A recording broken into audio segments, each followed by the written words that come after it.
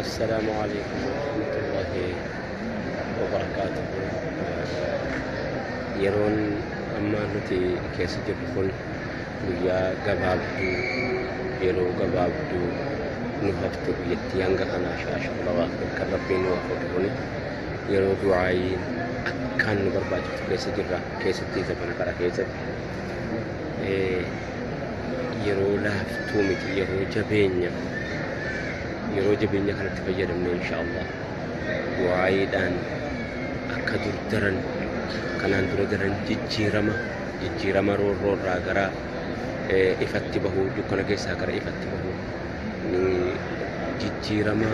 baay'eedha kan nuti itti haajomne yeroo ammaa kana keessa kanaaf obboleewwan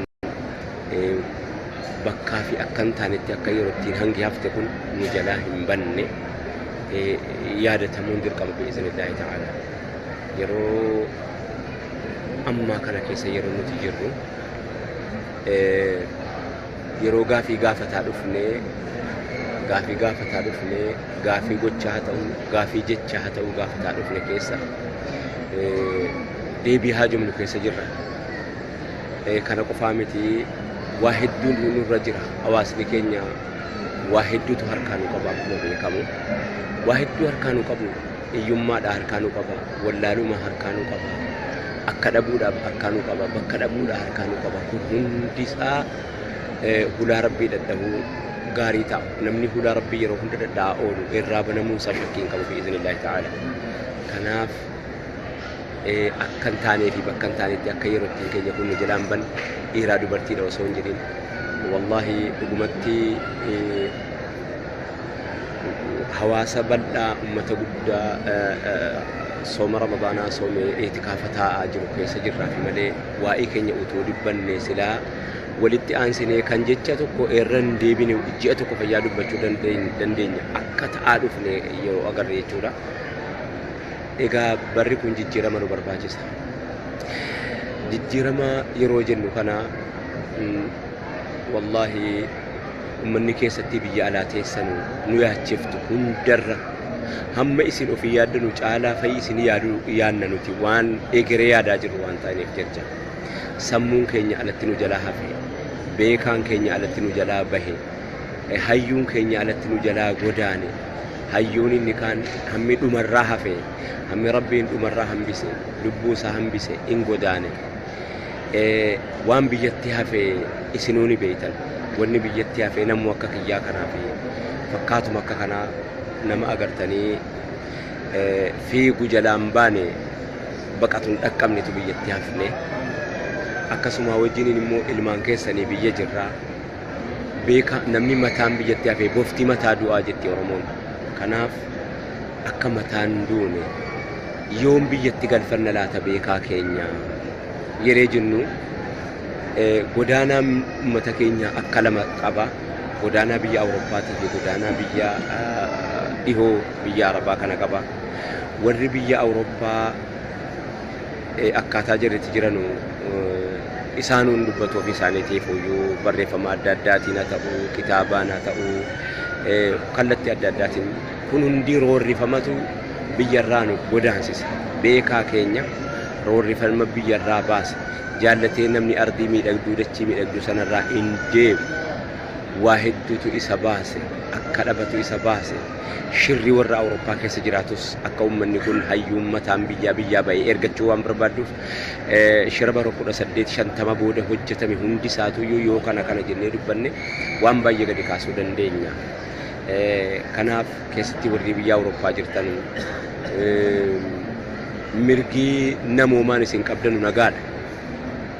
Namoomaan biyya Awurooppaa keessatti namni namoomaan nagaa jiraata waa tokko rakkoo hin qabu cunqursaan mootummaa irra hin jiraatu bobbaatee gala ummanni keenya gaa barbaade malee ummata hojiiti immoo kanumaa wajjin amma agarre keessattis amma dhageenyu keessattis hawaasa keenya akka ofii barbaadutti ilmaan guddifachuu mirga ittiin qabu akka ofii haajomu sanatti akka silaa guddifachuun kun biyya koo jettee ijoolleen silaa jaallataa biyya ofii keessatti guddatu sanatti guddifataa jiru biyya ambaa keessatti guddifataa jira waan ta'eef aadaan biyya ambaa dhiibbaa hedduu uummata keenya irraan ga'ee jira aadaan bultii biyya Awurooppaa diigamaadha. Kana waan tokko maman qabu isaanuu dubbataa jiru waan ta'eef. Aadaa diigamaan biyya sana dhiibbaa nutti godhee jira. Yoo biyyatti keenyatti galle safuu qabna ammallee safuun biyya jira. Kabajaa qabna. Ilmatu abbaadhaaf laphee baata. Abbaatu ilmaaf laphee baata biyya keenyatti arrallee. Akkuma jirrutti jirra jechuudha. Uummanni akka dhabaa fi bakka dhabdi biyyaa isa baase kun gaafa kam galfanna laata?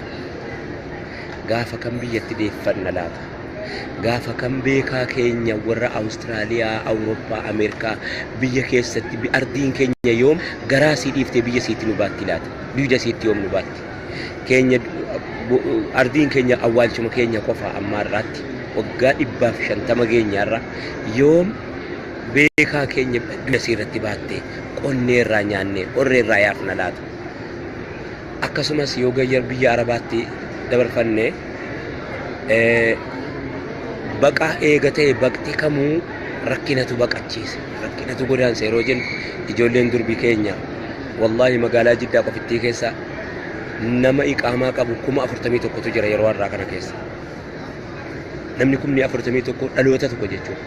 Dhaloonni kun Arabatu ergata isa kaan fooqirraa darbee ajjeesaa isa kaan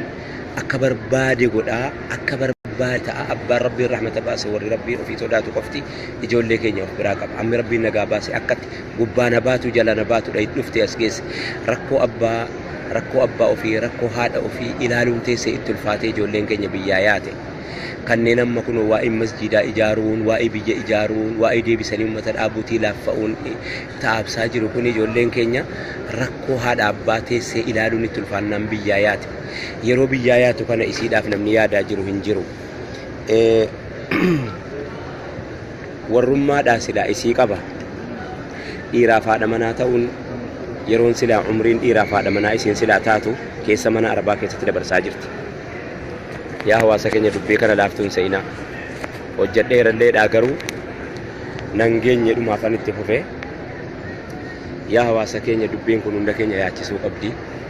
Yeroon silaa ilmoon durbaa haadha manaati abbaa manaatiif haadha manaa taatu umriin sii diinqa Arabaa keessatti nu jalaa utuu siin abbaa ofii qaddamtu utuu siin abbaa ofii manatti ijaartu baadiyyaa hunda keessa quba qabna keessatti naannoo Oromiyaa akka jirutti quban qaba jechuu hin dandeessu waan. Daataa isaallee isinii kennuu nan danda'a. Waan an qorataa dhufu na dhibdi waan ta'eef na dhiigsiti waan ta'eef na laalessiti waan ta'eef walitti funaanaan ture daataa isaallee hattaa jechuudha. Sababa ijoolleen durbaa biyya keenya yaa'uutiin abbaan danuun mana argateera dhugaatti. Abbaan danuun mana ijaarameera dhugaatti. Abbaan baay'een gibira mootummaallee kaffaleera sababa ijoollee keenyaa garuu ijoolleen sa'atii haadha manaa abbaa manaatiif haadha manaa taatu keessa diinqa Arabaa keessa baatee dhakaatti buutee mukatti buutee halkanii riba dhabdee abbaa tajaajiltee manatti ijaartee gibirii irraa kaffaltee yeroo isiin geessu umriin ijoolleen durbaa tokko heerumtee dhiiraaf haadha manaa ta'u hin beekama. Waggaa 45 booddee dhiphoodha. Waggaa 45 booda ilmoodhaaf haadha ta'uun hammi dandeessu lakkoofsa qabdi. Yookiin nama jireenyaan jajjabaa ta'e tokko yoo keessa argame malee hin argamu iyyuu jechuu danda'ama akka warri meedisiiniis warri meedikaalaa warri waa'ee qaama namaa waa'ee uumama namaa qorattan ni beeytanii ilmoo argachuun waggaa 45 booddee nammaata. Isiidhaa eega dhuftee waggaa 10 waggaa 15 waggaa meeqa diinqa Arabaa keessa otoo abbaa tajaajiltu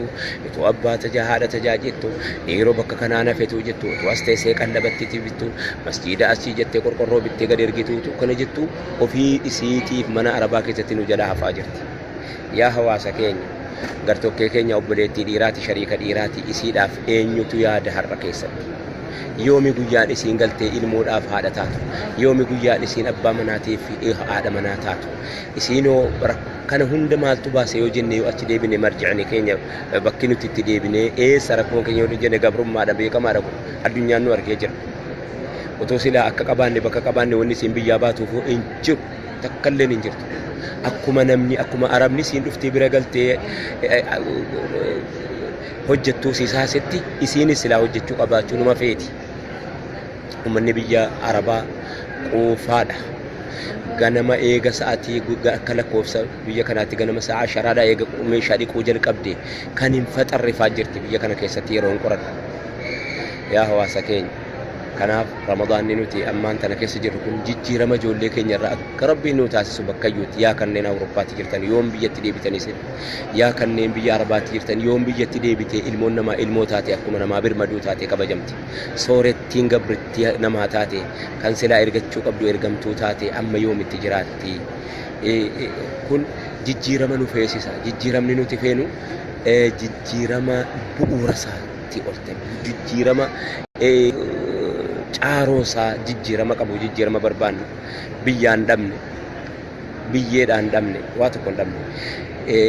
hiree cunqursaa hiree cunqurfamaatiin kana hunda mudanne abbaan keenya kaleessatti dhumnaan roorroon eega gaafa aanoleenii fi eega gaafa calanqootii as hawaasni keenya godaanurra takkaan ta'e subhaanallah wallahi akkasi eega gaafa aanoleetii as eega gaafa calanqootii as hawaasni keenya hireen inni qabu baqachuudha maaliif harka warra guddateetu keessa jira waan ta'eef harka warra dagaagee faranjii nuti amma arraashkarii taaneeftu gocha baay'ee isaa kanaa fi kana utuu jennee silaa haasofnee hin finnutu harka keessaa qaba waan ta'eef nu ergachuudhaaf kana gochuu qabu achii wal dha'uu qabu gara lamaan nu dha'u yookiin karaa amantiitiin nu dha'u yookiin karaa sabaatiin nu dha'u irra caalaa cunqursaan egaa akkuma isinuu beeytanu kanaaf sana jedhee hunda dubbachuu hin danda'u hunda beekna jennee hunda dubbachuu hin dandeenyu hunda hin beeynu jennee hunda dhiisuu hin dandeenyu akkuma jedhamu hawaasa keenya wanni gabaabaatti dhaammachuu barbaadu jijjiirama akkamiitii yoo jenne jijjiirama garattiin itti jijjiiramtu barbaannutti akkasii jijjiiramtu wanni hin dhaammadhu yeroo addaa kana keessa obboleettiin koo biyya alaana jalaa guuttee jirti biyya faranjii warri biyya faranjii dhaqe haadha manaa ta'uun harkaa badee jira dhiifama moonaa godhaa abbaa manaa ta'uun dhiiraaf harkaa badee jira akka waan dabbaalli wajjin galuuti abbaa rabbiin rahmata godheef rabbiin sodaatu qofittiin nagaadhaan wajjin jira warri rabbiin sodaatu nagaadhaan wajjin jira warri rabbiin sodaate rabbitti amanee kunoo ilmoon jara an minisootaatti kan hin arge warra kiiloomeetirii 30 meeqa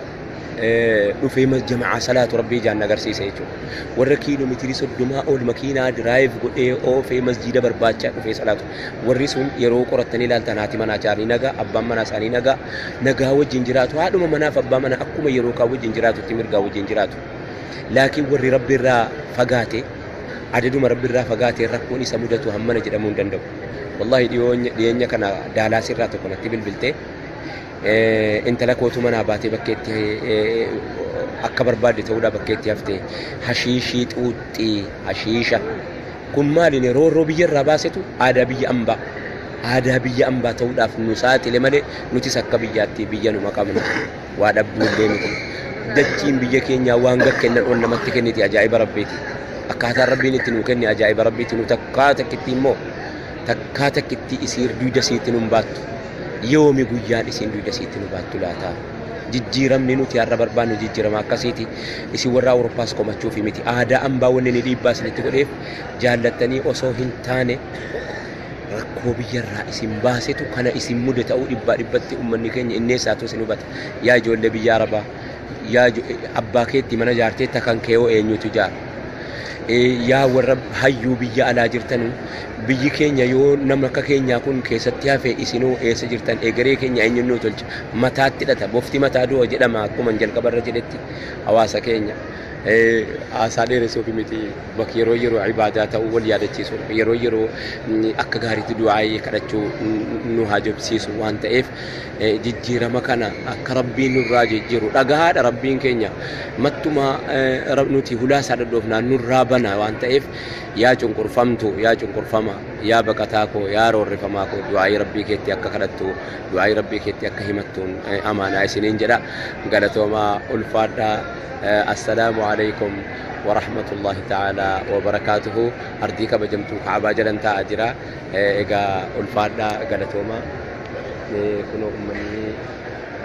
إسنا قرتن كنو أمة حريق أبو أمة بيو في الرا أصل في صوم رمضان قتي همدن دون في صوم نيقلو حريق أبو أكا كين نامتي والله تكون كين يكو مدبا قد بافنين دفنين وندي كين يجو سلا حجيت نجاما عمره ما كان رفوفه جچودا مالك جنان اماما قمن نمني اماما قمن غا كرو فدتي صلاته akkuma fedhetti salaata qophaa ofii salaata waan ta'eef ummanni akka qabu ummanni imaama qabu ummanni biyya isaa keessatti mirga qabu kunoo akka kanatti dhufee ibaadaa isaa godhatee daa'ima isaa fudhatee haadha manaa isaa fudhatee nu inaaffisa ilaalla yeroo ilaallu kana wayi yoomii akkana ta'alaati yooman haadha manaa kootii fedhadhee dhufee anis haara galfachiifadha laata yoomani ilmaan kan koo guurradhee dhufee anis rabbii siitti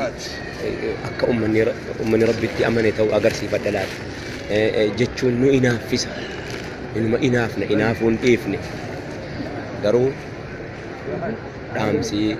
egaa adaduman haasana haasaa jedhuun gobbatanatti as yaa'anatti quuqaman qaba waan ta'eef akkanitti ciisee aara galfadhuun qabu lama sadii utuun guyyaarraa iyyaanneen oolu waan hawaasni kun ta'e jechuudha yaa bal'ina hammana geessa yaa baay'ina hammana geessa yaa hayyuu hammana geessa yaa beekaa hammana geessa hammana ga'u wajjiniin immoo akkanatti jirta yaa hawaasa kiyya wallahi zabana dhiyeenyaa kana keessa waa hedduu keessatti warri diyaasporaa biyya alaa jirtan tokkoffaa akka tokkoffaatti biyyattiin amma keessa jiru Sacuudi Arabiyaa keessa warri jiraattan lammaffaa Qatar warri jiraattan sadaffaa biyyooti Awurooppaa fi Ameerikaa warri jiraattan hawaasa keessa mataa ol qabdaniitu dhibbaa dhibbatti kana eenyuun ragaasinii ba'a rabbiin isin sababa godhee ol nu qabachiiftanii nu boonsitanii mataa ol nu qabachiiftanii akka nuti mataa ol qabannee deemnu abbaa barbaaddetti akkana jennee irraan dhaabbannu gargaarsa hawaasa keenyaa jennee jechuu rabbiin duwida cinaacha duwidaa lafee duwidaa nu isinii godhe isiniin lafaa ol kaane jechuudha isiniin hawaasa roorrisee aara galfachuu dadhabe kaafe ummanni biraa isiniin hawaasa keenya dhiibuu dadhabe isin biraa kanaaf